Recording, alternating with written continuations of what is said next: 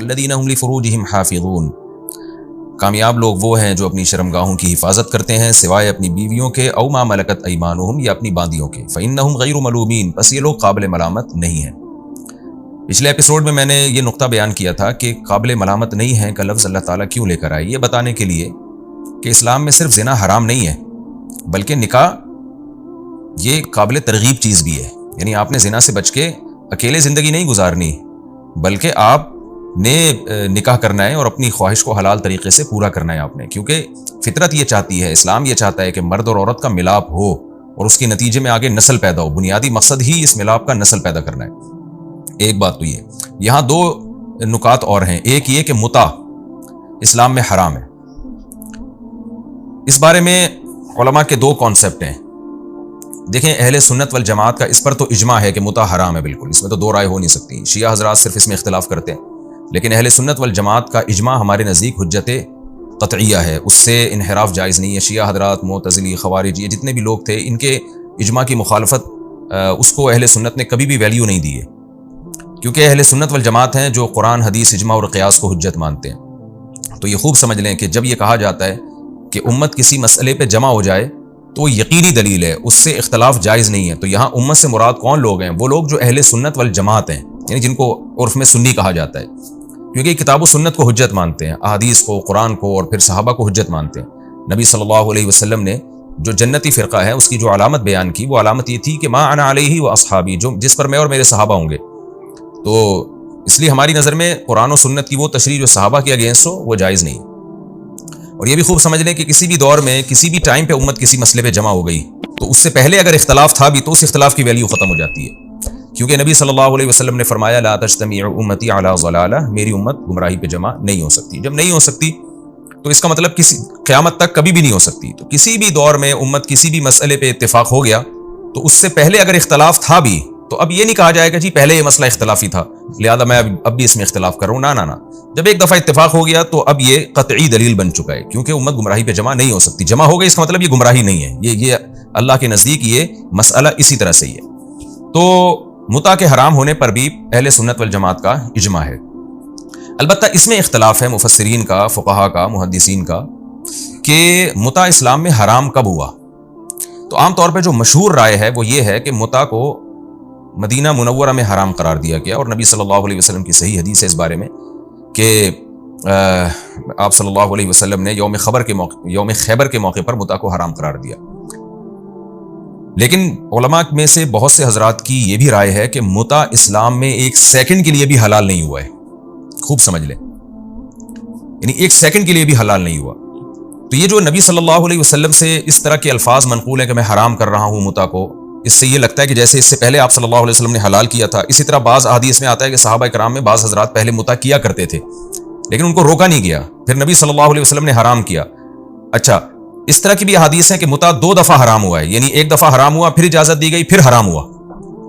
تو خوب سمجھ لیں، بعض محقق اہل علم اس کا یہ مطلب بیان کرتے ہیں کہ ہوا یہ تھا کہ متع حرام تو مکہ میں ہی ہو گیا تھا، جیسے کہ یہ جو قرآن کی آیت ہے یہ تو مکی آیتیں ہیں، اس پر تو پوری امت کا اجماع ہے کہ سورہ مومنون مکہ میں نازل ہوئی ہے، اور اس میں اللہ تعالیٰ نے خواہش پوری کرنے کا ایک ہی راستہ بیان کیا، وہ ہے بیوی یا باندی، جبکہ جس عورت سے متع کیا جاتا ہے عربی میں اس کو بیوی نہیں کہا جاتا تھا، عرب کے کلچر میں بھی اس کو بیوی نہیں کہا جاتا تھا۔ تو اگر متع حلال ہوتا تو قرآن اس کا بھی تو تذکرہ کرتا نا، اور یہ بڑی مضبوط بات ہے۔ تو اس سے پتہ چلتا ہے کہ متع حرام مکہ میں ہی ہو گیا تھا، کیونکہ اسلام نے اس بےغیرتی کی ایک سیکنڈ کے لیے بھی اجازت نہیں دی ہے۔ اور جن احادیث میں یہ ملتا ہے کہ یہ اجازت ہے یا حلال ہے، ان احادیث کا مطلب یہ ہے جیسے اسلام میں شراب کی حرمت بعد میں نازل ہوئی ہے، یعنی کچھ احکام اسلام میں ایسے ہیں جو بعد میں اس کا ناجائز ہونا نازل ہوا، کیونکہ اسلام کے جو احکام آئے ہیں نا وہ تدریجاً آئے ہیں۔ تو ہم یہ نہیں کہیں گے اسلام میں پہلے شراب حلال تھی پھر حرام کر دی، یہ تعبیر درست نہیں ہے، بلکہ یوں کہا جائے گا کہ شراب جیسی چیز اسلام میں کبھی بھی جائز نہیں رہی، لیکن اسلام نے اناؤنسمنٹ بعد میں کی ہے، لہذا اناؤنسمنٹ سے پہلے جو پیتے رہے تو حجت ان پر تمام نہیں تھی، لہذا اللہ ان کو معاف کر دے گا، بخش دے گا ان کو، کیونکہ ابھی تک حرمت نازل نہیں ہوئی، تو حرمت اسٹیپ بائی اسٹیپ نازل ہوئی ہے۔ تو یعنی اس کے حلال ہونے کی نسبت ہم اسلام کی طرف نہیں کریں گے کہ اسلام نے شراب پینے کی اجازت دی تھی، بلکہ یوں کہا جائے گا کہ اسلام میں اس وقت تک شراب کا حرام ہونا نازل نہیں ہوا تھا، ایک دم سے تو نہیں سارے آرڈر آ گئے نا اسلام کے، تو شروع میں لوگ پیتے تھے، اسلام نے کچھ نہیں کہا ان کو، بلکہ یہ ایک پابندی لگائی کہ آپ نماز کے وقت میں نہیں پی سکتے، تو کہ اللہ کیا باقی وقتوں میں پی سکتے ہیں؟ تو اسلام خاموش تھا اس بارے میں۔ تو اسی طرح وہ جو احادیث ہیں جن میں آتا ہے یا روایات ہیں جن میں آتا ہے صحابہ متع کیا کرتے تھے، تو حرام تھا متع اس وقت بھی، لیکن بہت سارے صحابہ کو قرآن مجید کی آیتیں معلوم نہیں تھیں یا ان آیتوں کا مفہوم ان کے ذہن میں نہیں تھا، اور زمانے جاہلیت میں متع ہوتا تھا تو وہ بھی وہی سمجھ کے کرتے رہے، تو اسلام نے اس کی حرمت کو نازل نہیں کیا واضح طور پر۔ پھر جب حرمت نازل ہوئی ہے تو کچھ صحابہ کو پتہ چل گیا حرام ہے، انہوں نے چھوڑ دیا، بہت سو کو نہیں پتہ چلا، وہ پھر بھی اسی طرح مبتلا رہے اس میں۔ تو یوں سمجھا گیا، تعبیر کرنے والے نے یہ تعبیر کی کہ بھئی یہ ایک دفعہ حرام ہوا ہے لیکن کچھ لوگ کر رہے ہیں تو اس کا مطلب دوبارہ حلال ہو گیا ہے۔ پھر نبی صلی اللہ علیہ وسلم نے فتح مکہ کے موقع پر عمومی اعلان کر دیا۔ تو یہ جو بار بار اناؤنسمنٹ ہو رہی ہے، راوی اس کو یہ تعبیر کر رہا ہے کہ بار بار حرام قرار دیا جا رہا ہے، تو یہ راوی کی تعبیر ہے، ورنہ حقیقت نہیں ہے کہ حرام تو پہلے ہی سے ہے، بار بار اناؤنسمنٹ کی جا رہی ہے اس کی۔ تو یہ قول ہمیں دلیل کے لحاظ سے بہت مضبوط معلوم ہوتا ہے، ورنہ قرآن کی آیت کا کوئی مطلب بنتا نہیں ہے۔ اور پھر حضرت عمر رضی اللہ تعالی عنہ نے ہمیشہ کے لیے اس پہ پابندی لگا دی۔ یہاں بھی آپ خوب سمجھیں، صحیح ہے مسلم کی حدیث ہے، حضرت جابر بن عبداللہ رضی اللہ عنہ فرماتے ہیں کہ ہم نبی کے دور میں بھی متع کیا کرتے تھے، حضرت ابو بکر کے دور میں بھی، حضرت عمر نے ہم پہ پابندی لگائی۔ یہاں بھی آپ دیکھیں، اس سے کیا پتہ چلتا ہے کہ متع تو نبی کے دور میں بھی حرام نہیں ہوا، ابو بکر کے دور میں بھی حرام نہیں ہوا، حضرت عمر نے حرام کیا۔ اس کا بھی وہی جواب ہے کہ بھائی حضرت جابر بن عبداللہ کو نہیں پتہ چلا کہ متع حرام ہو چکا ہے اسلام میں، تو وہ یہ سمجھتے رہے کہ ابو بکر کے دور میں بھی حلال تھا، پیغمبر کے دور میں بھی حلال تھا، حضرت عمر نے حرام کیا ہے، حالانکہ حضرت عمر اللہ کے حلال کو حرام نہیں کر سکتے، اناؤنسمنٹ کی تھی۔ تو خوب سمجھ لیں، بعض دفعہ اناؤنسمنٹ ہوتی ہے، اس کو تعبیر یوں کیا جاتا ہے کہ حرام قرار دیا جا رہا ہے، حالانکہ حرام پہلے ہو چکا ہوتا ہے، اناؤنسمنٹ بعد میں ہوتی ہے اس کی۔ یہ جو متع والی حدیث ہے نا، اس کی میں تشریح 3 طلاق کے مسئلے میں بھی کر چکا ہوں کہ عبداللہ بن عباس فرماتے ہیں نبی کے دور میں 3 طلاق کو ایک سمجھا جاتا تھا، عمر کے دور میں بھی، حضرت عمر نے 3 کو 3 قرار دیا۔ اس کا بھی یہی مطلب ہے کہ سمجھا جاتا تھا، بعض صحابہ سمجھتے تھے، حالانکہ 3 کے 3 کہنے کی جو آیتیں ہیں وہ نازل ہو چکی تھی قرآن مجید میں، ابو بکر کے دور میں بھی نازل، یعنی ان پر عمل ہوتا رہا، لیکن بہت سارے صحابہ کو علم نہیں تھا تو وہ 3 کو ایک سمجھتے رہے، حضرت عمر نے عمومی اناؤنسمنٹ کر دی۔ تو بعض دفعہ راوی کی تعبیر ہوتی ہے جس سے ہم کنفیوز ہو جاتے ہیں، تو لیکن آپ دیگر احادیث کو اگر ملاتے ہیں تو پتہ چلتا ہے کہ راوی کی یہ اپنے الفاظ ہیں، راوی کی یہ اپنی ایک تعبیر ہے۔ ہر آدمی جب کسی بات کو بیان کرتا ہے تو اس کی خاص قسم کی تعبیر ہوتی ہے۔ خلاصہ یہ نکلا کہ 3 طلاق بھی نبی کے دور میں 3 ہی تھیں، لیکن بعض صحابہ یہ سمجھتے تھے کہ ایک ہیں، کیونکہ زمانے جاہلیت میں ایک سمجھی جاتی تھی، تو وہ یہ سمجھتے رہے کہ حضرت عمر نے پابندی لگائی۔ اسی طرح متع مکہ میں حرام ہو گیا تھا، بعض صحابہ کو علم نہیں تھا، ان میں سے بعض کو پتہ چلا مدینہ میں حرام ہوا تو انہوں نے کہا کہ مدینہ میں حرام، بعض کو پتہ چلا کہ نہیں 2 دفعہ اناؤنسمنٹ ہوئی ہے تو وہ سمجھے کہ 2 دفعہ حرام ہوا ہے، 2 دفعہ حلال تھا، اور بعض یہ سمجھے کہ یہ اناؤنسمنٹ تو حضرت عمر کے دور میں ہوئی ہے، لہذا حرام ہی حضرت عمر کے دور میں ہوا ہے اور حرام ہی حضرت عمر نے کیا ہے گویا کہ۔ تو یہ سب تعبیرات کا اختلاف تھا، حقیقت یہی ہے کہ قرآن کی آیت سے واضح پتہ چل جاتا ہے کہ متع اسلام میں ہمیشہ سے حرام رہا ہے۔ ہاں، زمانہ جاہلیت میں جائز سمجھا جاتا تھا تو اسلام نے اناؤنسمنٹ اس کی مختلف مرحلوں میں کی ہے، اور حضرت عمر کا دور خلافت بہت مضبوط تھا تو حضرت عمر نے عمومی قانون بنا دیا کہ اب اگر کوئی متع کرے گا تو میں اس کو رجم کروں گا، زنا والی سزا دے کے پتھروں سے مار کے ہلاک کروں گا اس کو میں، کیونکہ بعض لوگوں کو سمجھتے تھے کہ متع حلال ہے، بعض سمجھتے تھے کہ حلال نہیں ہے۔ حضرت عمر نے عمومی قانون بنا دیا، بھائی یہ بالکل حرام ہے، اب اس میں کسی کا کوئی عذر نہیں چلے گا۔ تو یہ خوب سمجھ لیں کہ یہ جو متع ہے اسلام میں اسی آیت کی روشنی میں حرام ہے۔ اب متع ہوتا کیا ہے یہ بھی میں بتاتا چلوں۔ متع کہتے ہیں کسی خاتون سے ایگریمنٹ کر کے ٹیمپریری نکاح کرنا۔ یہ شیعہ حضرات کے ہاں اس کو جائز سمجھا جاتا ہے کہ ٹیمپریری نکاح کرنا۔ ٹیمپریری نکاح کا مطلب دل میں صرف نیت نہیں ہے آپ کے کہ میں اس کو بعد میں چھوڑ دوں گا، بلکہ زبان سے ایگریمنٹ ہے کہ چند سالوں کے لیے، چند مہینوں کے لیے، چند ہفتوں کے لیے، چند گھنٹوں کے لیے آپ کسی خاتون سے معاہدہ کرتے ہیں، 2 گواہوں کی موجودگی میں ایجاب و قبول کرتے ہیں، ایسے ایجاب و قبول جیسے باقاعدہ نکاح میں ہوتا ہے۔ تو اس طرح سے ایجاب و قبول ہوتا ہے، جب وہ ٹائم گزرے گا تو عورت خود بخود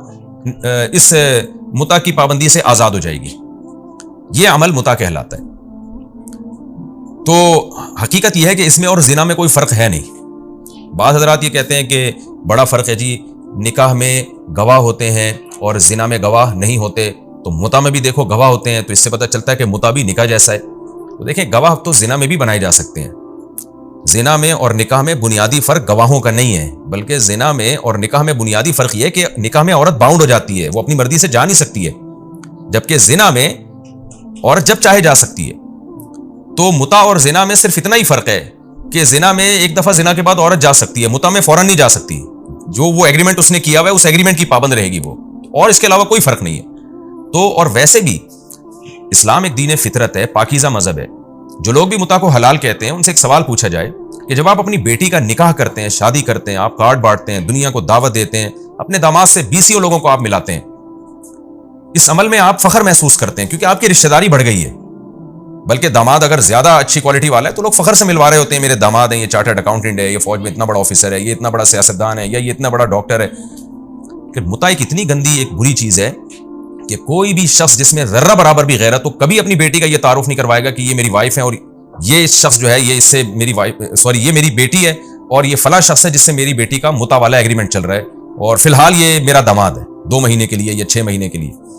اس سے پتہ چلتا ہے کہ یہ ایک ایسی بے شرمی والا کام ہے کہ کوئی بھی غیرت مند آدمی اس کی طرف نسبت بھی پسند نہیں کرتا. تو ایسی بے شرمی اسلام کے کھاتے میں آپ کیسے ڈال سکتے ہیں؟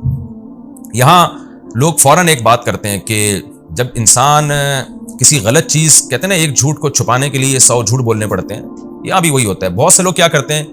کہ جو متع کو جائز سمجھتے ہیں وہ فوراً اہل سنت والجماعت پہ الزام لگاتے ہیں کہ اچھا آپ کے یہاں بھی تو حلالہ ہے, جو ایک رات کی شادی ہوتی ہے, 2 راتوں کی شادی ہوتی ہے, 10 راتوں کی شادی ہوتی ہے. تو خوب سمجھ لیں اسلام میں حلالہ یہ ہے ہی نہیں کہ 1 رات یا 2 رات کی شادی ہو. جو مرد بیوی کو 3 طلاقیں دے دیتا ہے تو اسلام میں لازم ہے کہ عورت عدت گزارے, پوری عدت گزارنے کے بعد جہاں چاہے نکاح کرے, اور اس نکاح میں وہ ایگریمنٹ نہیں کر سکتی کہ میں 1 مہینے کے لیے یا 10 دن کے لیے یا 1 رات کے لیے آپ سے شادی کر لی ہوں. اگر یہ ایگریمنٹ اس عورت نے کر لیا تو پھر یہ عمل لعنتی عمل بن جائے گا. کوئی عالم, کوئی مفتی اس عمل کو جائز قرار نہیں دیتا, جبکہ متع میں تو ایگریمنٹ ہو رہا ہے, اس ایگریمنٹ کی وجہ سے سامنے والا پابند ہوتا ہے, تو یہ ایگریمنٹ ہی حرام ہے. پھر ایگریمنٹ کی بات پھر وہ نکاح کالعدم ہوگا, یا نکاح اگر حلالے میں کسی عورت نے ایگریمنٹ کر لیا تو ایگریمنٹ کرنے کے بعد جب وہ کسی مرد سے نکاح کرے گی تو وہ نکاح بہت سے علماء کے نزدیک وہ نکاح ہی کالعدم ہے, اور بہت سے علماء کے نزدیک نکاح تو ہو جائے گا لیکن لعنتی عمل کہلائے گا. دونوں کو ملامت کی جائے گی, یہاں تک کہ حکومت پر لازم ہے کہ دونوں کو تعزیر دے, تعزیری قانون جاری کرے ان کے اوپر. جیسے حضرت عمر نے فرمایا تھا کہ میں اس شخص کو کوڑے لگاؤں گا کہ جو حلالہ کرتا ہے, تو وہاں حلالے سے یہی مراد ہے کہ ایگریمنٹ کر کے جو بھی حلالہ کرتا ہے. لیکن اگر یہ ایگریمنٹ نہیں ہوتا اور عورت کسی مرد سے نکاح کرتی ہے تو وہ اس کی بیوی ہے. تو یہاں کوئی ایسا نہیں ہے کہ جی اتنے عرصے کے لیے شادی ہوئی ہے. پھر وہ عورت اگر اس شوہر کے ساتھ رہنا چاہے تو رہ سکتی ہے, نہیں رہنا چاہے تو کوئی بھی عورت جب اپنے شوہر کے ساتھ نہیں رہنا چاہتی کسی بھی معقول وجہ سے, تو شریعت نے اس کو یہ رائٹ دیا ہے کہ وہ اپنے شوہر سے ڈیورس کا مطالبہ کر سکتی ہے. جیسے حضرت جمیلہ بنت ثابت رضی اللہ عنہا کا ہے کہ ان کے شوہر ان کو پسند نہیں آئے تو انہوں نے آپ صلی اللہ علیہ وسلم سے کہا کہ میں اپنے شوہر کے ساتھ نہیں رہنا چاہتی, بخاری کی حدیث ہے. تو آپ صلی اللہ علیہ وسلم نے ان کے شوہر کو بلایا, اور جمیلہ بنت ثابت نہیں تھیں, حضرت جمیلہ ان کے والد کا نام اس وقت ذہن سے نکل گیا. تو آپ نے ان کے شوہر ثابت الانصاری کو بلایا اور ان سے کہا کہ طلاق دے دو, تو انہوں نے دے دی طلاق. نہیں دیتے تو نہیں دیتے, لیکن انہوں نے کہا کہ دے دینی چاہیے. تو کوئی بھی عورت کسی بھی وجہ سے اپنے شوہر سے اگر طلاق مانگتی ہے, کوئی معقول وجہ سے, تو مانگنے میں کوئی حرج نہیں ہے. شوہر دے دے تو ٹھیک ہے, نہیں دے تو پھر عورت کو شوہر کے ساتھ ہی رہنا پڑے گا. تو یہاں بھی ایسے اگر ایک عورت نے ایک شوہر سے نکاح کیا ایک مرد سے اور اس کے ساتھ زندگی گزارنا شروع کی, لیکن اس کو خیال آتا ہے کہ میرا پہلا شوہر زیادہ اچھا تھا, تو وہ اس سے طلاق کا مطالبہ کر سکتی ہے. یہ دے دے گا تو ٹھیک ہے. عدت گزارے عورت جہاں چاہے نکاح کرے, تو جہاں چاہے نکاح میں جیسے کسی سے بھی نکاح بے غیرتی نہیں ہے, تو پہلے والے شوہر سے نکاح کرنا بھی بے شرمی اور غیرت کے خلاف نہیں ہے. اور اگر وہ شوہر طلاق نہیں دیتا تو پھر عورت پر لازم ہے کہ شوہر کے ساتھ رہے. لیکن متع میں ان میں سے کوئی بھی کام نہیں ہوتا. متع کا مطلب یہی ہے کہ ٹائم پورا ہو گیا اور ایگریمنٹ ختم ہو گیا. اس لیے متع اور جو جائز حلالہ ہے اس میں زمین آسمان کا فرق ہے, اس کو اس پہ قیاس نہ کیا جائے.